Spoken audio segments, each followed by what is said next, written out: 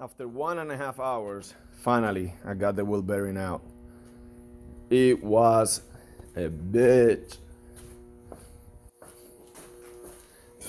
This used to be one wheel bearing and hub. Taking it out, it came apart and complicated everything. It's a new one. Now in the process to clean and install. But it's an expensive job.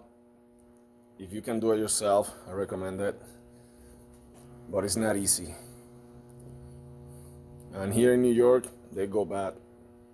Salt destroy everything.